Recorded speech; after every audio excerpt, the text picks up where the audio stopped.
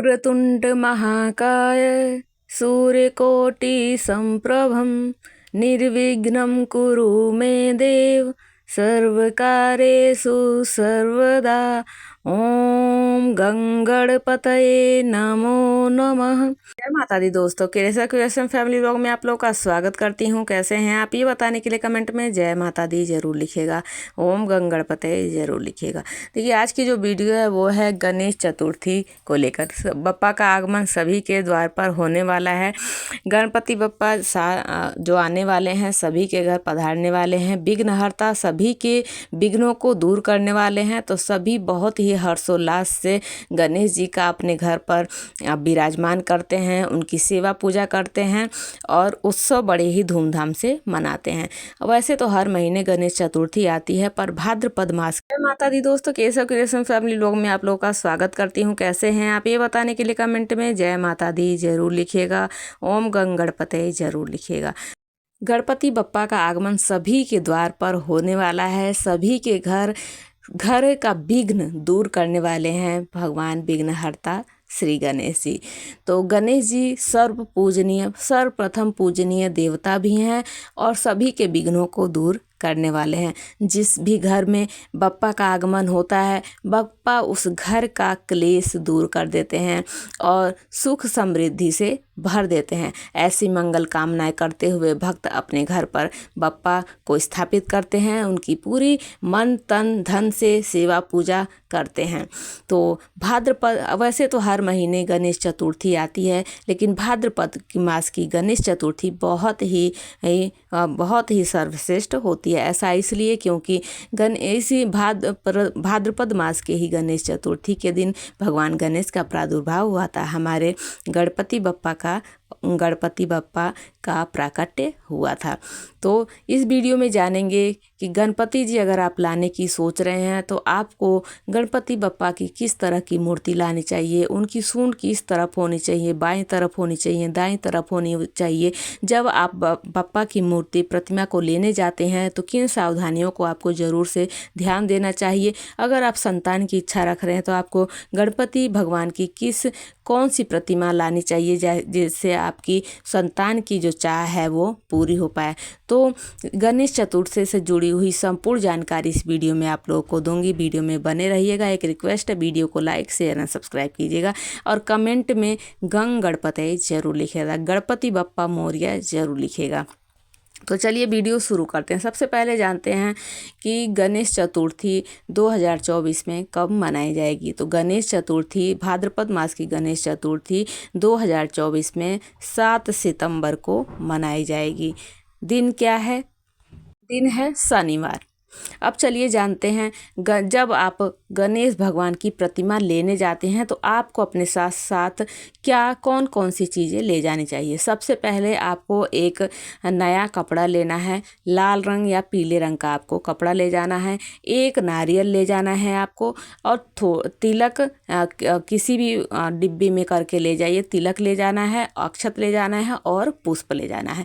ये चीज़ें आप जब गणेश भगवान की प्रतिमा लेने जाते हैं तो आपको ये सामग्री अपने साथ ले जाना है। अब आपको ये सामग्री लेकर वहाँ पर पहुँच जाना है आपको। और जो गणेश भगवान की प्रतिमा जहाँ से आप ले रहे हैं, इस बात का आपको ध्यान रखना है कि चुनाव नहीं करना है।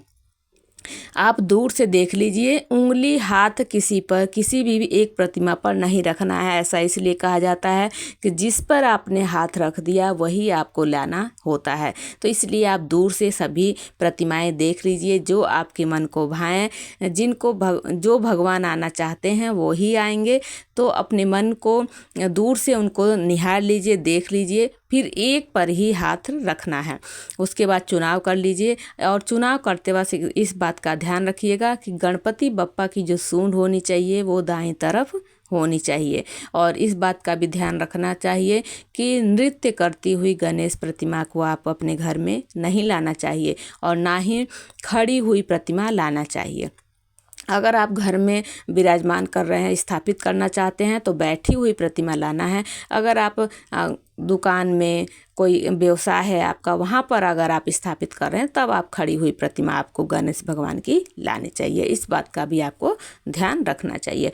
अब आपने चुनाव कर लिया, अब आप जो भी मूर्तिकार हैं उनको आपको बता देना है कि ये प्रतिमा हमें लेना है। उसके बाद वो उनके आप पूजा कीजिए। जब आपने डिसाइड कर लिया कि ये वाली प्रतिमा हम घर लेकर जाएंगे, तो अब उनका तिलक करिए, अक्षत चढ़ाइए, पुष्प चढ़ाइए और जो कपड़ा आप ले गए हैं उससे बप्पा को पूरी तरह से ढक दीजिए। कपड़ा डालकर ही आपको अपने घर पर लाना है। और जब आप घर पर लाते वक्त भगवान का जो पीठ होता, गणपति बप्पा की जो पीठ होनी चाहिए वो आपकी तरफ होनी चाहिए। इस बात का आपको पहले जब आप दुकान से लाएंगे तब आपको अपने बप्पा के जो मुख है वो अपनी तरफ होना चाहिए। फिर जब आप घर पहुंच जाएंगे, घर के मेन गेट पर जब आप पहुंच जाएंगे तो भगवान गणेश जी की जो पीठ है वो आपको अपनी तरफ कर लेना है, यानी मुख जो है आपको घर के अंदर की तरफ रखना है। इस बात का विशेष ध्यान रखिएगा, क्योंकि भगवान गणेश जी की पीठ में दरिद्रता का वास होता है। तो इस तरीके से आपको अपने घर पर बप्पा को आगमन कराना है, स्वागत करना है। फिर जब आप ले आइए तो आपके जो अभी आपकी घर पर महिलाएं हैं वो अपने बप्पा का आरती उतारें। फिर से उनके तिलक नहीं करना है, पुष्प अक्षत चढ़ाना है।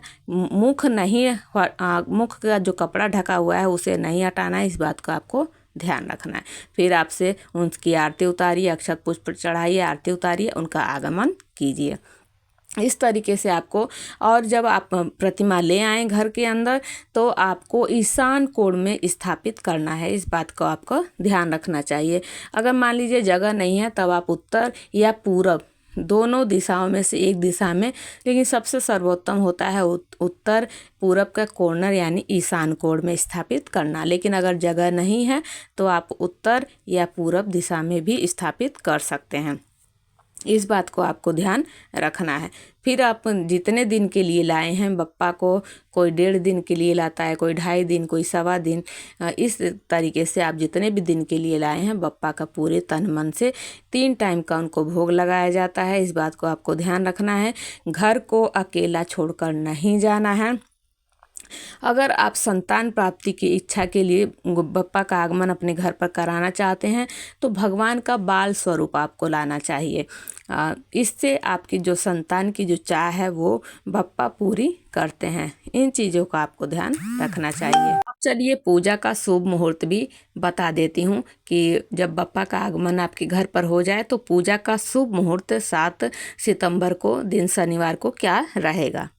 जो शुभ मुहूर्त रहेगा वो रहेगा दिन में 11:03 से लेकर 1:37 के बीच में आप बप्पा की पूजा कर सकते हैं।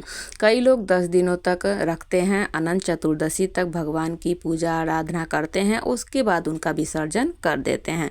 तो आप अपने जो भी संकल्प आपने लिया है उतने दिन का आप अपने बप्पा की सेवा कीजिए। उनका मुख्य प्रिय भोग जो है वो है मोदक और लड्डू। तो आप इनका भोग अवश्य रूप से भगवान को लगाइए।